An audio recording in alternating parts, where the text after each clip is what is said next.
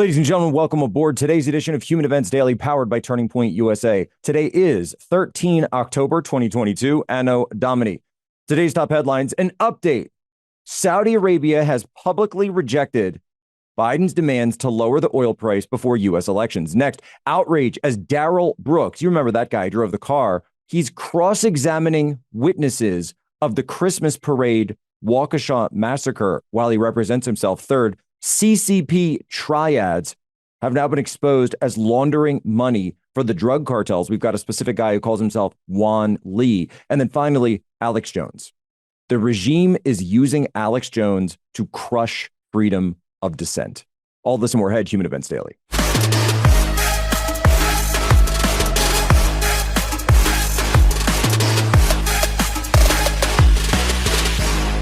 The government of the Kingdom of Saudi Arabia would like to clarify that based on its belief in the importance of dialogue and exchange of views with its allies and partners outside of OPEC Plus regarding the situation in the oil markets, the government of the Kingdom clarified through its continuous consultation with the US administration that all economic analyses indicate that postponing the OPEC Plus decision for a month, according to what has been suggested, would have had negative economic consequences. Brian, again, it's a really straight question.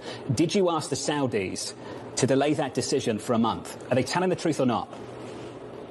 Look, I'm not going to get on air and disclose private conversations that members of our administration the Saudis have shared it with us. You've got the opportunity to say it's true or not. Is it true or not? What I will say clearly is that the communications that we've had with OPEC members and continuing have been based on our assessment of the economic circumstances of supply and demand in global oil. So that's Brian Deese, the deranged idiot at the White House, their economic council, saying it's not because of the midterms, it's because of an ongoing conversation. That was shut up. We know what you're doing. Okay, you've been caught. And more to the point, you've been caught by not just Human Events Daily, though we were one of the first outlets in the entire world to connect the dots on this and lay out how what Biden's done here, what he admitted to Jake Tapper in that interview, that Jake Tapper is too much of an airhead to understand, when he said it to his face.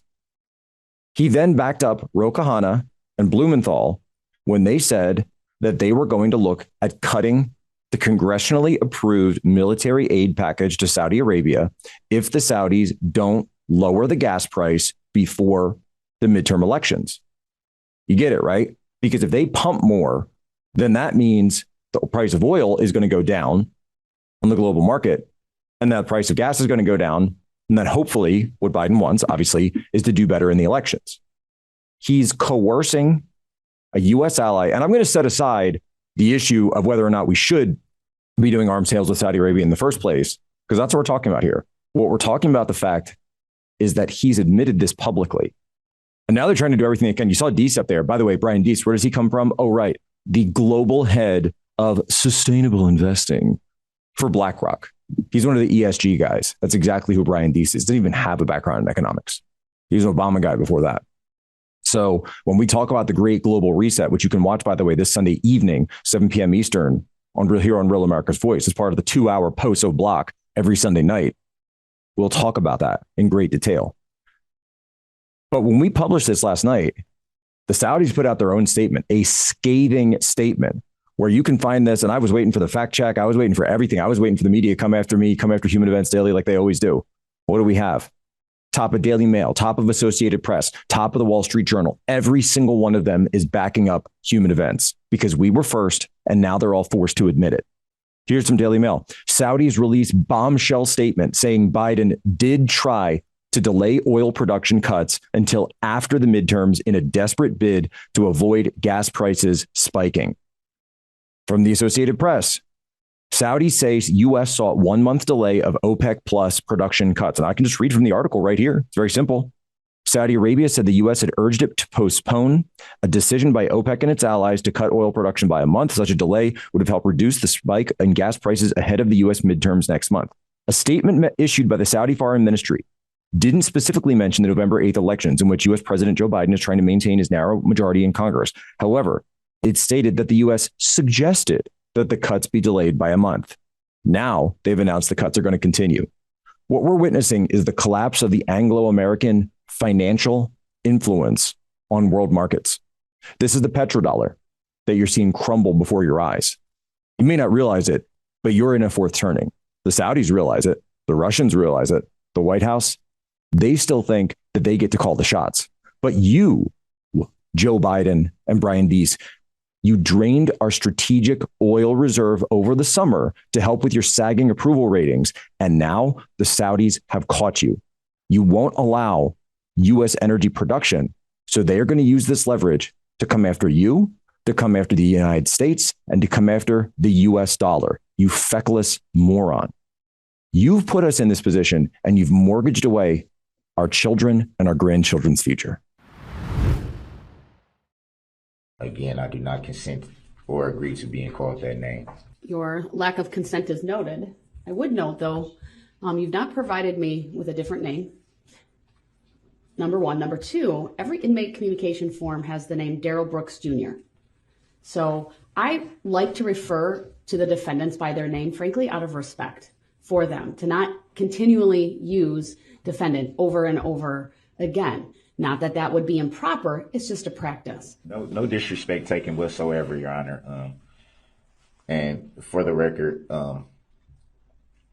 I still would not consent to that name or agree to that name. All right. No respect, no disrespect taken whatsoever. Your position is noted. So what you're seeing here, and this is a story that I think a lot of the mainstream media has just totally forgotten about. Kudos, by the way, to Law and Crime, because Law and Crime is actually showing this. I have to double check if Court TV is as well. I love Court TV. I really do find I find their coverage to be very neutral, very unbiased when they do it. And then it also gives you a great legal analysis. So huge kudos to Court TV out there. But we're looking at this guy, Darrell Brooks. Darrell Brooks, mind you, we know what he's on trial for. He was indisputably the driver of the red SUV that plowed into a crowd at a Christmas parade in Waukesha intentionally. This was a terrorist attack. Brooks killed children. He killed the elderly. He targeted everyone who was there. However, now that the trial is on, he's representing himself. And because he's representing himself, he's now cross-examining the victims as they take the stand. Listen to some of these questions that he's saying, again, to the victims, dance coaches, high school coaches, parents, people who were there, people who were injured, people who saw their children flung 15 feet into the air because of this terrorist's SUV. He goes up and says, well, maybe your injuries weren't so bad. Would it be fair to say that you're moving pretty good today? Would it be fair to say you're walking pretty good these days? Would it be fair to say, though, that maybe because he sustained a concussion, you don't remember much from the event? You know, this witness did not identify you. The points aren't brought up. The judge is objective. Well, the prosecution's objecting to all of this. The judge is throwing all of this out there. But let me bring something up. How far have we fallen as a country where we allow stuff like this to go on day after day? This man drove himself into this parade. Now, I do believe, and this is, it's emotional, so you have to set the emotions aside. I do believe that everyone deserves a fair trial. And I'm going to say that even for Darrell Brooks. I will. He deserves a fair trial. But at the same time, are we as a country going to get serious? This guy's on video. This guy was identified by witness after they saw him driving. The police officer saw them. They said, yeah, that's him. That's Darrell. He did this. And I guarantee you, you will have, before the end of this case, someone come up and say, well, it's terrible that he did that, but I forgive him. It's terrible that this guy's remorseless. He doesn't care that he did this. And yet you're going to come out and say, oh, I forgive him? Because I guarantee you it'll happen. It's happening all over the country. You hear it time and again, right? Down in Georgia, that quarterback that was just murdered at a shopping mall. His parents came out, girlfriend came out. Oh, we forgive him, guys. We forgive him. Hope nothing too bad happens to them. Our society has become weak. We've become neutered. We've become over-socialized, feminized. And we've gotten away from the point of what the criminal justice system is. It is justice. The facts here are not very much in dispute. The only thing in dispute is whether or not he intended to attack that crowd. But the fact that he did extremely well documented. I argue that it was intentional. These prosecutors are treating this case like a joke. They're not taking it seriously. And this is a mockery of everything that is right and good in America. Our smart enemies, like China, know that we'll just destroy ourselves, and then they can walk right in. The simple mind would say, oh, the Chinese are selling to the Mexicans to make money. Yeah, that's the simple man's game. That's checkers. But they're not playing checkers. That's just one piece for them, because they know that if I'm selling chemicals to the Mexicans who currently supply the U.S., and if we make that switch to opioids and we can now get an addicted nation and we can destroy their youth, which is what is happening, that is part of the end game of the destruction of ourselves. They're in the long game. Like, they're not thinking 5 years. They're thinking, okay, we're going to do this, and this, because in 200 years, we're going to own that country.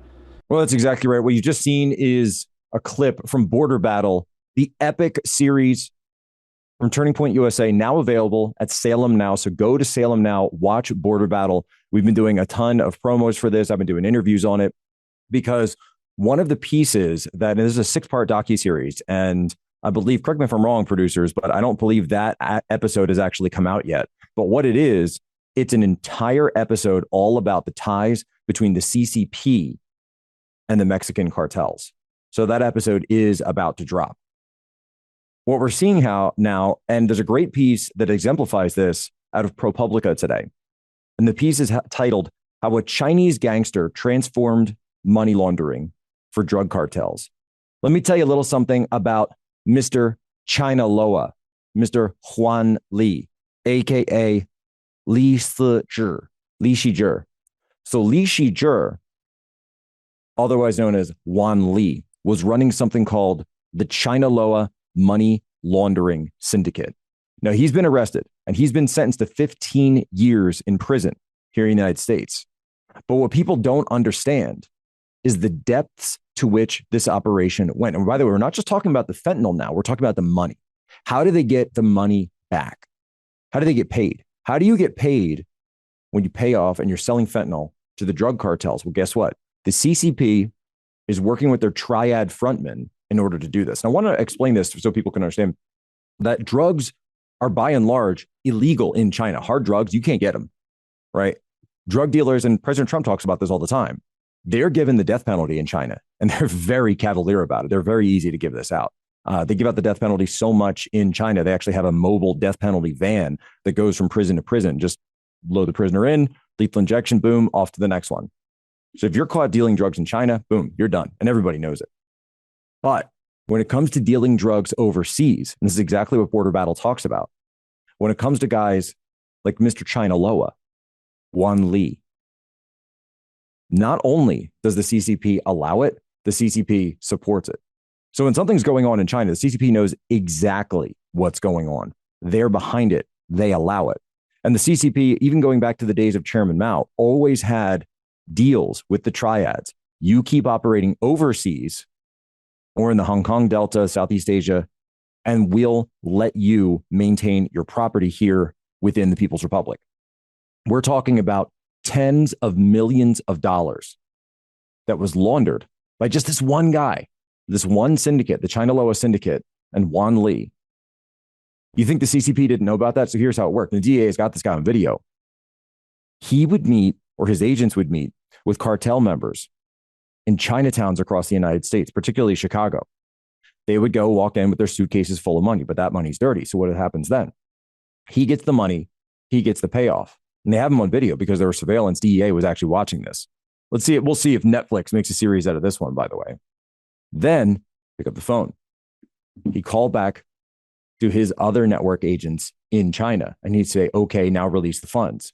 So clean money would be transferred from those bank accounts through China, through Macau, and then on down into Mexico and Latin America without any direct connection to the cartels. So we'd never have any idea where it came from. That's how you keep the money separate. That's why you need human intelligence. That's why you need the DEA. But understand, to them, this is the third opium war, and they're flooding us with fentanyl. An emotional moment in a Connecticut court Wednesday as a jury ordered right-wing conspiracy theorist Alex Jones to pay nearly $1 billion in damages to families of the victims of the Sandy Hook mass shooting for falsely claiming they were actors who faked the tragedy. For over a month in this courthouse, this jury bore witness to Alex Jones' 10-year attack on the family standing behind me. An attack that made him very rich, an attack that exploited the fears and resentments of his audience, an attack that targeted these families. They want to scare everybody away from freedom and scare us away from questioning Uvalde and what really happened there, or Parkland or any other event. And guess what? We're not scared, and we're not going away, and we're not going to stop. And literally, for hundreds of thousands of dollars, I can keep them in court for years. I can appeal this stuff. We can stand up against this travesty, against the billions of dollars they want. It's a joke. So the regime has come for Alex Jones. They always start with Alex Jones when it comes to these things. And the question is, do they really care about what Alex Jones said, or do they want to destroy Alex Jones? Now, I think the answer is obvious, right? To anyone with the right thinking mind, that they want to take him down because he's a dissident. And The Guardian, by the way, if you go to theguardian.com right now, you can see Simon Jenkins. And what does old Simon have to say this morning? He says, only proper online regulations can stop poisonous conspiracists like Alex Jones, according to Simon Jenkins. But the question is, who gets to determine this? Who's allowed to define what reasonable freedom of speech is and what these limits are? Well, Simon says that he does, obviously. The government does. Like you saw the founder of Rolling Stone just say on Joe Rogan. It's as simple as this. The First Amendment is unique in the world. Most countries don't have that. I think the United States is the only country that has this, right? This enshrined freedom of speech in our highest law. That's what they want to take away, particularly when it comes to online regulations, because they know that's the new digital public square. That's where people are. That's where people find themselves. So what do they want to do? They want to take away your ability to speak freely. Now, they can lie whenever they want. And I'm not even going to just talk about in generalities, like weapons of mass destruction or any of these things. But what I will point out is that Rachel Maddow in 2019 lied about One American News and said that they took money from Russia. Just a blatant lie. She had no proof and she knew it was a lie. It was malicious. The courts threw that out because they said Rachel Maddow's show is obviously opinion. And even when she is exaggerating, she cannot be held liable for her opinions and exaggerations. It's not hypocrisy, though. It's hierarchy. There's one freedom of speech standard for people like Rachel Maddow and another freedom of speech standard for Alex Jones. That's why you need to see conservative leaders who are so terrified to stand up say, we're not going to allow this crackdown on dissent. We're not going to allow this episode to enshrine online regulations or any speech regulations in our country when it comes to politics. We're not doing that, and we don't stand for it. And that is all the time we have here. Human Events Daily. Remember, as always, our promise, our oath, our solemn vow to you, be good, be brief, be gone. Your homework for us, leave us just one of your reviews and share this out with one of your normie friends. By the way, the 5-star reviews really, really help us out. What do we talk about today?